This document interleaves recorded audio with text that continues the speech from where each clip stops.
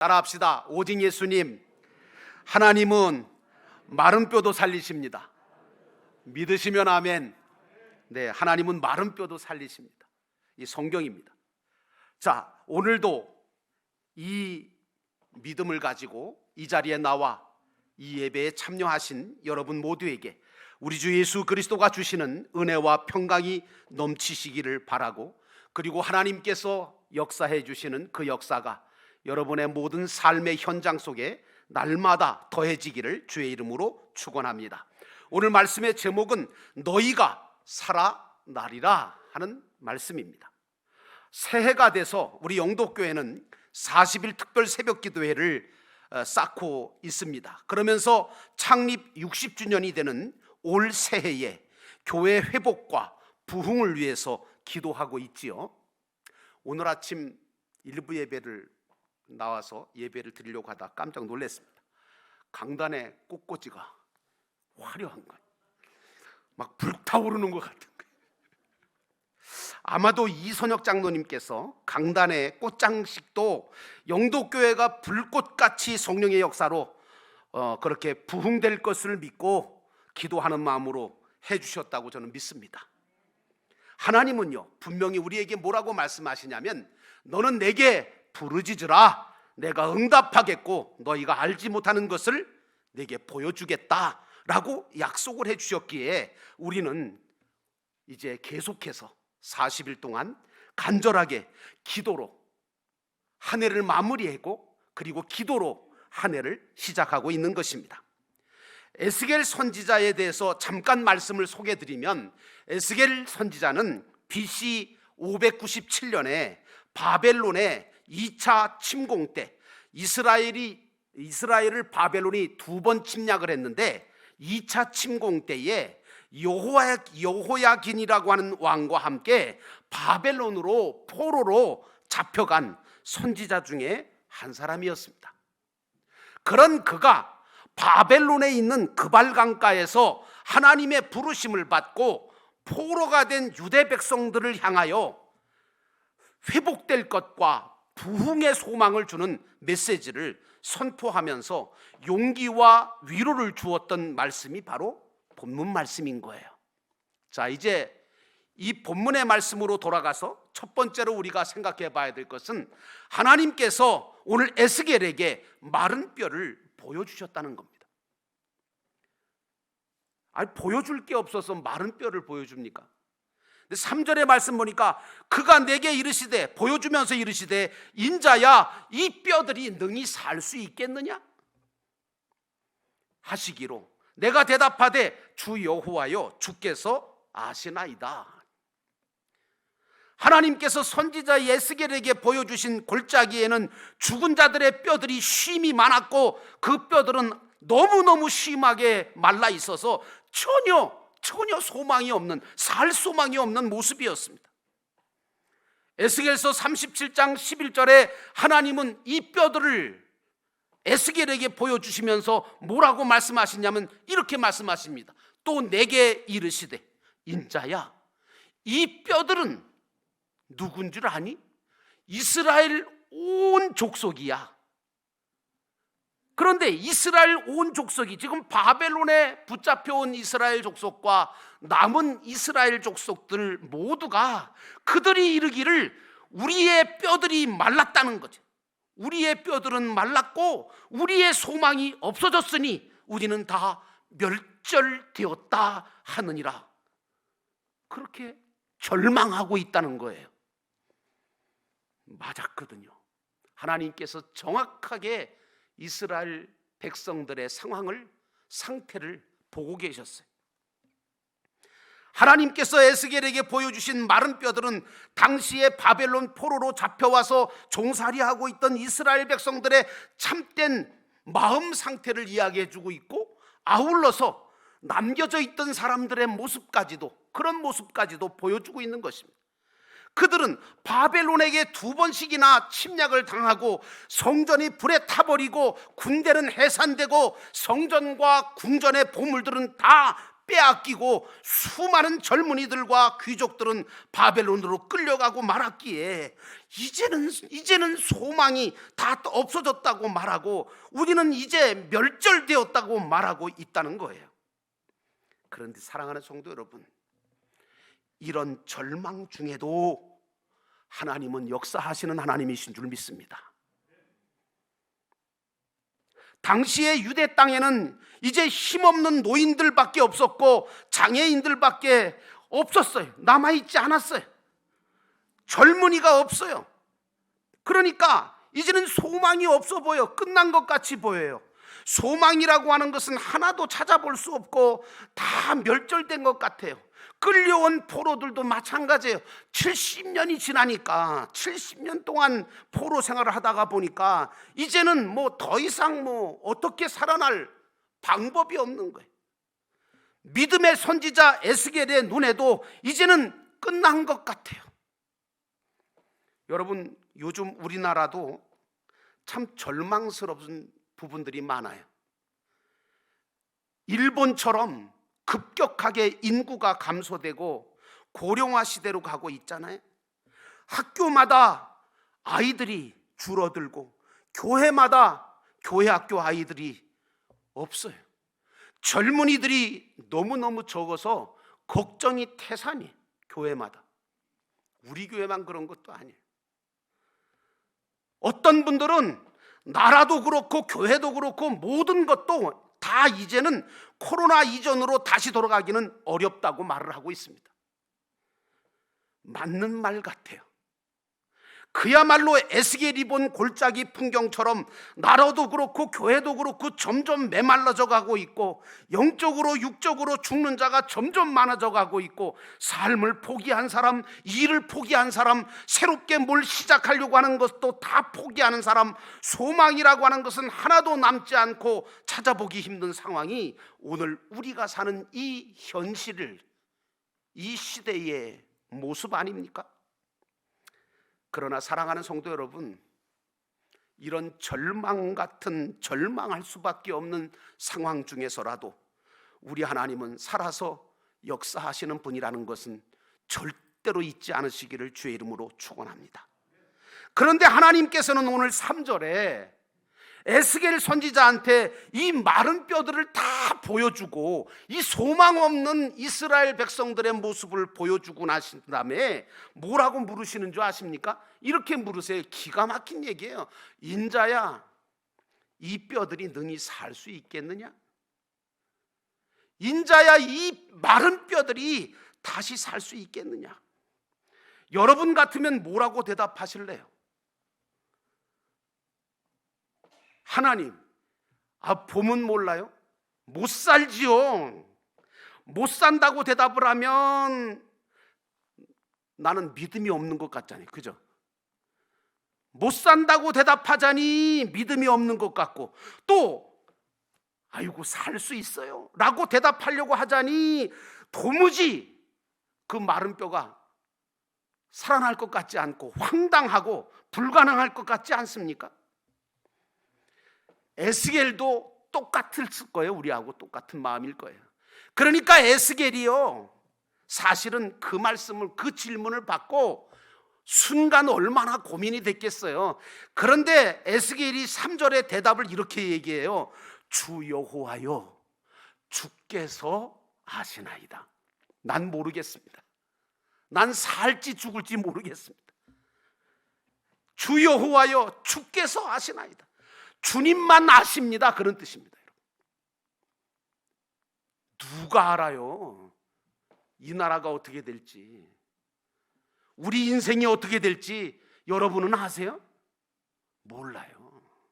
우린 몰라요. 오늘 에스겔의 대답이 맞는 거예요. 주 여호와여, 주께서만이 아시나이다. 사실 선지자 에스겔이 볼 때도 인간적으로 도저히 다시 살 것 같지 않는 모습이었거든요. 골짜기를 보면 절대로 다시 살 것 같지 않은데 전능하신 하나님을 바라보면 혹시 하나님이라면, 혹시 저분이라면 이 모든 일을 가능케 하지 않을까 하는 생각도 드는 거예요. 그러니까 에스겔이 오늘 주 여호와여, 주께서 아시나이다. 그러나 하나님은 바벨론에 포로 잡혀와서 지금은 마치 마른 뼈처럼 아무 소망이 없는 그들을 다시 살리기를 원하셨어요. 지금도 하나님은 우리를 다시 살리기를 원하시는 줄 믿습니다. 그 하나님은 오늘날도 우리들에게 똑같은 질문을 던지십니다. 아무개 집사야, 아무개 성도야, 아무개 장로야, 이 마른 뼈들이 능히 살겠느냐? 영도교회가 능히 살겠느냐? 영도교회 청년들이, 청소년들이, 유초등부가, 장년부가 다시 살겠느냐?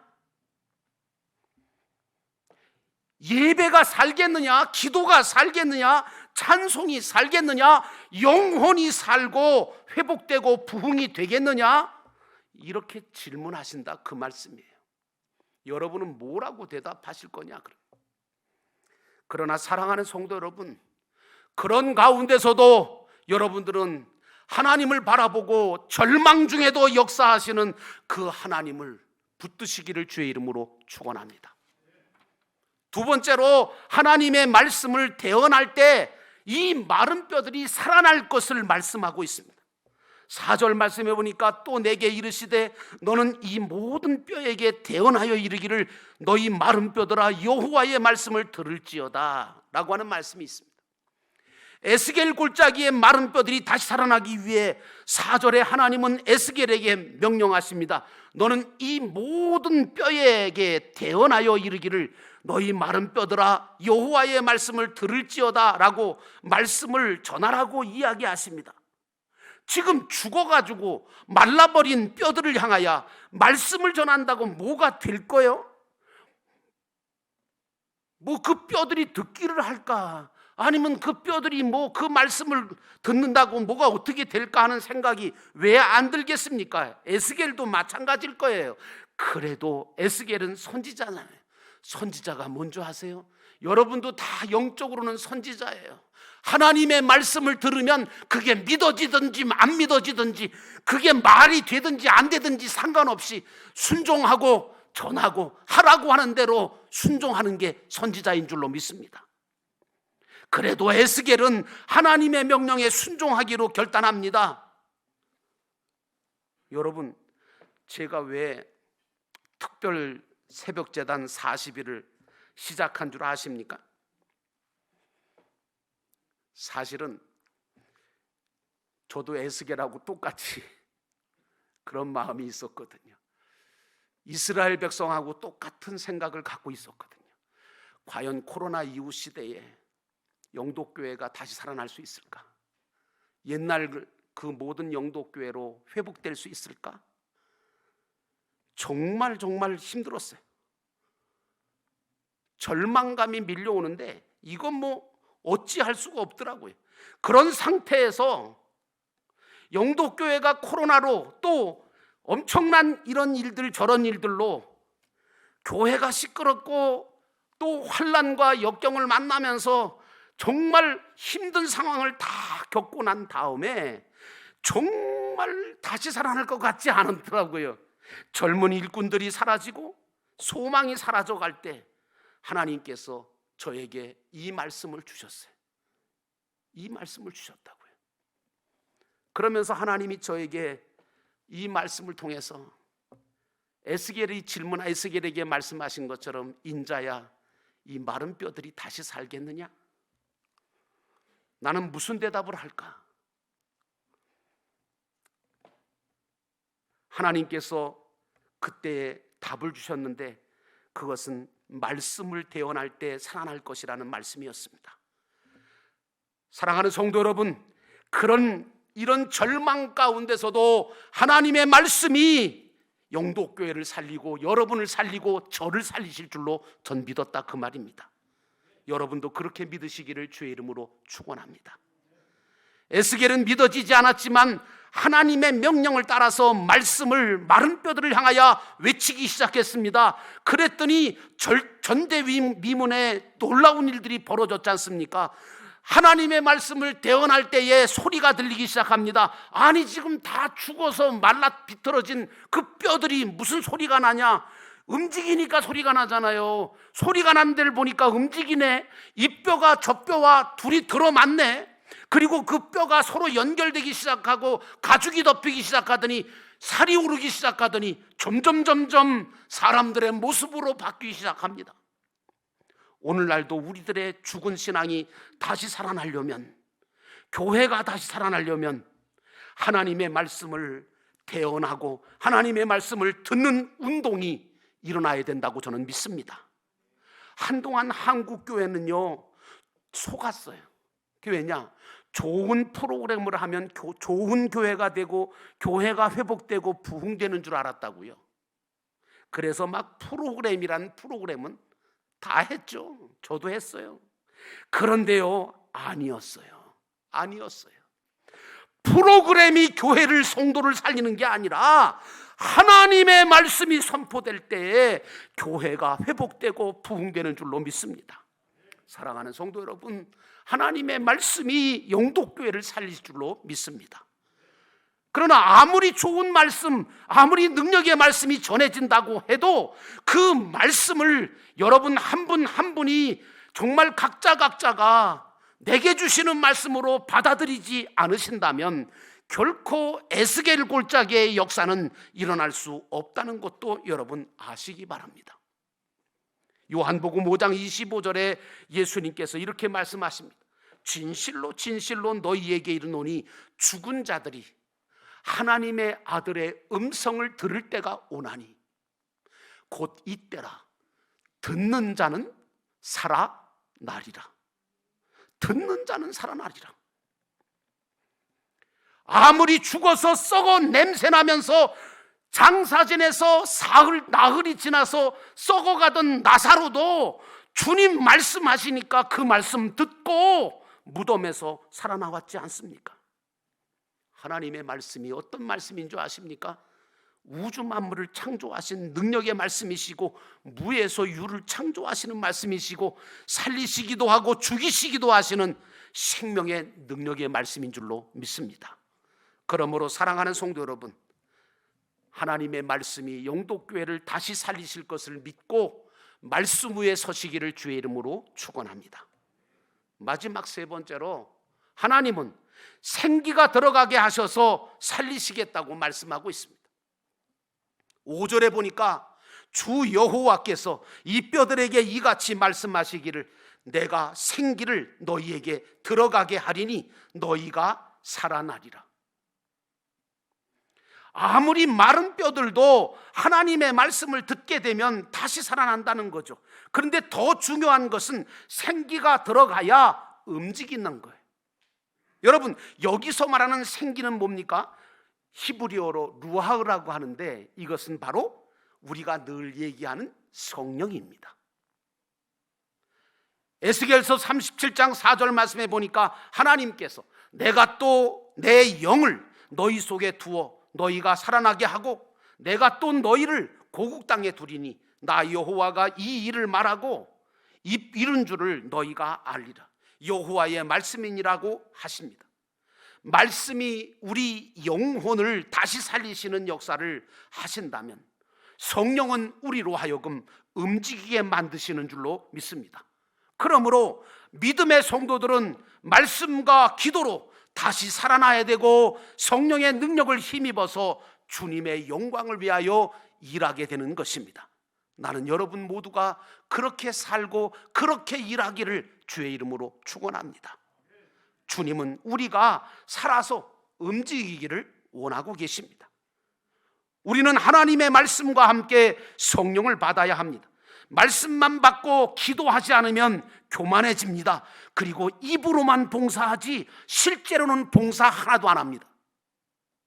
그러나 성령이 그 육체에 부어지기 시작하면 그 사람은 살아서 하나님과 함께 일하며 하나님의 영광을 위해 살고 죽고 주님의 몸된 교회를 위하여 세우고 영혼 구원에 힘쓰는 좋은 일꾼으로 거듭나 교회 안에 하나님의 영광을 드러내는 줄로 믿습니다.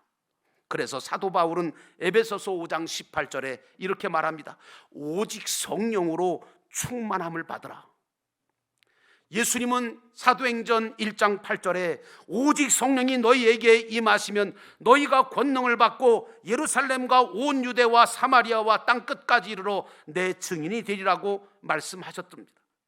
그러므로 사랑하는 성도 여러분, 주님은 우리가, 저와 여러분이 살아서 움직이는 자가 되기를 원하십니다. 이제 에스겔 골짜기에 그 심히 말랐던 뼈들이 다시 살아났습니다. 회복되었습니다.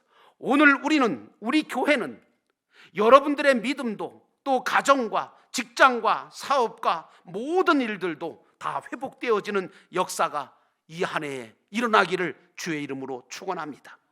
에스겔서 37장 10절 말씀에 보면 이에 내가 그 명령대로 대언하였더니 생기가 그들에게 들어가매 그들이 곧 살아나서 일어나 서는데 극히 큰 군대더라 라고 말하고 있습니다.